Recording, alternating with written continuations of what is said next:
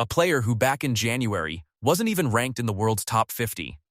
6 months later, she's standing on the most famous tennis court on the planet, and she has just beaten a 6-time Grand Slam champion. This wasn't an exhibition. It wasn't a warm-up event. This was the third round of Wimbledon, on center court, in front of a crowd that came expecting a coronation and walked out having watched a funeral for someone else's title defense. Her name is Alex Eala, and by the time this video is over, you're going to understand exactly why an entire country that isn't even hers is starting to fall in love with her. Stay with me. Before any of it, before the seeding, before the ranking, before the tears on center court, there was a little girl in the Philippines, maybe 6 years old, in ruffled socks and light-up shoes, walking to the courts every single afternoon after school with her brother and her grandfather. Nobody told her she was going to become a champion. It was just the routine. The ritual, a racket bag too big for her shoulders. The same walk, the same courts, the same two people beside her year after year, with no camera watching, no sponsor waiting, no journalist ever asking her name. That detail matters more than any trophy. Because it means the woman standing on center court decades later, visor on, crowd roaring, never actually left that ritual behind. She just carried it with her. Before every match, that same quiet stubbornness, that same old habit, finding the silence of that small court inside herself before the noise of the crowd ever gets loud. Now picture where that walk eventually led her. London, early July. Center court, Wimbledon grass so green it barely looks real on camera. An all-white dress code that hasn't changed in over a century, and a hush that falls over the entire stadium the second the ball toss begins. This is the most tradition-bound arena in tennis. It does not care about your backstory. It has swallowed better players than you before lunch. History here isn't just remembered, it plays itself out point by point. And if you're not ready, it will swallow you too. Standing across the net is Iga Świątek, defending champion. 6 Grand Slam titles. A player who, 12 months earlier, became the first Pole in history, man or woman, to lift this trophy. A name already permanently carved into the record books. Eala is the 29th seed. Her first ever Wimbledon seeding. Nobody in the building expects her to still be standing here in 3 hours. Commentators are already talking about the next round, as if this match were just a formality to clear before the real tournament begins. The scoreboard doesn't know that yet. Rewind 6 months, and none of this looks inevitable, it looks like a rumor. In March at Indian Wells, she's a name Filipino fans in the Los Angeles stands are chanting, while most of the tennis world still can't spell it correctly. She didn't walk into that tournament as some unknown wildcard hoping to make noise. She was already building a reputation, the kind that made people rearrange their schedules just to watch her play. Then the season compounds, and this stops being the story of a single match, it becomes a pattern. A run to the semifinals in Berlin, where she doesn't just show up, she beats then world number 2 Elena Rybakina, then beats Alina Svitolina too, on the very same trip, one after another, like it's a testament. A WTA 125 title in Birmingham, and that's not some minor stop. That's the exact stage where players build the names that carry them through the doors of the bigger tour. A doubles partnership begins with Venus Williams, a 5-time Wimbledon singles champion, who does not lend her time to players she doesn't respect. Legends don't waste their time. If Venus Williams is standing on a court with you, it means she's already decided you're the real thing. 12 wins and 3 losses on grass this season alone. A ranking that started the year outside the top 50 and is now knocking on the door of the top 30. Numbers alone don't say much, but line them up, and a shape starts to emerge. A shape that says this player is getting better every single week, and nobody has yet found a way to slow her down. By the time she steps onto that lawn in July, this isn't a feel-good subplot anymore. It's a trajectory. And trajectories, if nobody stops them, become inevitabilities. Somebody tried to stop it.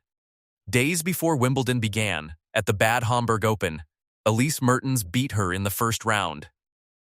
A straight loss. No excuses, no injury, no asterisk. Mertens was simply the better player that day. For someone walking into the biggest tournament of her career, That's exactly the kind of result that can quietly rot a mindset for 2 straight weeks. It's the kind of loss that turns into a headline question.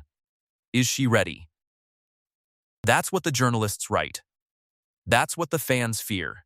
And late at night, alone, that's exactly what a player starts to wonder about herself. It didn't happen that way. Here's the part almost nobody talks about. That defeat wasn't a warning sign. It was a pressure valve. It meant she walked into Wimbledon with absolutely nothing left to protect, no unbeaten streak to defend, no illusion of invincibility to drag onto center court. Just a reset mind and a short memory. Players chasing something to prove at a Grand Slam play differently than players terrified of losing what they already have. Eala had already lost, so she had nothing left to fear. Think about that difference for a second. A player still dragging her last loss behind her plays every point like she's already behind. A player who's already left that loss in the past plays every point like there's nothing left to lose. That was the mental shift that carried Eala onto center court, not a new technique, not a new coach, just a mind that had already survived its worst outcome. That's the paradox. The defeat that should have shrunk her only cleared the runway. Round 1 dismantled, 6-1, 6-2 in barely an hour, 22 winners, 16 of 21 points won at the net. Round 2, 9 straight games to close it out. A run so relentless her opponent never got a chance to settle. And then round 3, Świątek. The first set alone runs 84 minutes. Eala serves for it at 5-3. Świątek drags herself back into the fight on pure champion instinct. It stretches into a tiebreak that goes past the point of comfort, past the point where either player is thinking about technique anymore, into the part of a match that's pure nerve. Eala saves a set point. Then another. Świątek manufactures 2 of her own, and twice Eala answers back. On her 4th chance, she finally closes it out. 7-6. The second set isn't close. Świątek's game unravels 44 unforced errors by the final ball, while Eala just keeps hitting flat, fearless, completely unbothered by the size of the name standing across the net. Final score, 7-6, 6-2. The defending champion is out, headed straight for a ranking that falls outside the top 5. The 29th seed is into the second week of a Grand Slam for the first time in her life, and on court, in the interview, her voice breaks. She talks haltingly, in her own words, about that same childhood walk to the courts. Ruffled socks, light-up shoes, her grandfather, her brother. She says, in her own way, that for someone who grew up the way she did in the Philippines, this moment means everything, even if to a 6-time major champion, it might look small. It's not the win that gets people. It's that. Remember that crowd we mentioned earlier, the Filipino fans chanting her name back in March at Indian Wells, back when most of the sport didn't even know who she was? That loop is closing now. Southern California is home to one of the largest Filipino communities anywhere outside the Philippines itself. And long before ESPN's cameras found her, that community had already claimed her as their own flags in the stands, chants nobody choreographed, a fan base built entirely on heritage and pride, not marketing. These were people staying up all night, refreshing scores on their phones, simply because a girl who looked like them, who carried a story like theirs, was standing on that court. But something shifts after Wimbledon. It stops being regional. American viewers with zero connection to the Philippines start watching her post-match interviews not because a network told them to, but because there's an authenticity on screen that's hard to fake and even harder to manufacture. A young athlete talking about her values with no script, holding back tears while still finishing her sentence. Audiences can always tell the difference between something rehearsed and something real. And in every interview, Eala never lands on the wrong side of that line. An ESPN broadcast deal with re-airs on Tennis Channel means anyone can find her without hunting for illegal streams. And what they find isn't a manufactured marketing story. It's a 21-year-old crying on the biggest stage in the sport because she remembers exactly where she started. This is what happens when you're overlooked for long enough.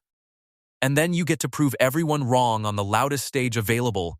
It doesn't just win you fans within your own community. It reminds total strangers, people who have nothing to do with your story, what it feels like to want something that badly for yourself. It's that universal feeling that breaks past the boundaries of any single sport being underestimated, then coming back to prove everyone wrong. Every single person, at some point in their life, has felt some version of that. That's exactly why this story never stays confined to tennis fans. She loses in the fourth round to Jasmine Paolini, a tough three-set battle 4-6, 6-4, 3-6. Nobody remembers that as a failure. They remember it as the moment a career-high ranking of world number 28 became real, alongside a paycheck north of $300,000, the biggest of her career. More than double anything she'd earned before.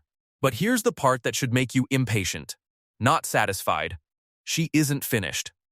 She's 21 years old. A top 30 ranking isn't just good on paper, it guarantees her a seating at every major going forward, along with first-round buys at select tour events. The exact kind of structural advantage that turns one good season into a sustained run at the top. These are the things that compound a career the way interest compounds seeding, and buys create more opportunities over time, fewer high-risk early matches, and more energy saved for the fights that actually matter. Later this month, she walks into the DC Open, into a field stacked with Madison Keys, Naomi Osaka, Marta Kostyuk, and Leylah Fernandez, not as a wildcard chasing relevance, but as a legitimate top 30 player carrying fresh Grand Slam credibility. If American fans haven't discovered her yet, this tournament is their real introduction, and this time, she won't walk in as some unknown name that suddenly appeared in the headlines. She'll walk in as the player who beat the defending Wimbledon champion. If her ranking keeps climbing the way this season suggests it will, top 20 isn't a dream anymore. It's a deadline. And by this time next year, we might not be talking about which round she made it to, we might be talking about which Grand Slam final she's standing in. Here's what stays with me. A little girl in ruffled socks walked to the same court every single day with her grandfather and her brother, in the years when nobody was watching. Years later, on the most watched court in tennis, she beat the defending champion, and the first thing she tried to describe through tears wasn't the trophy. It was the walk. That's the entire story. Everything else is just the scoreboard catching up to it. So here's my question for you. Were you already following her before Wimbledon? Or did Center Court introduce you to Alexandra Eala for the very first time? Let me know in the comments. In a few years, when everyone knows this name, you'll want a record of when you knew first.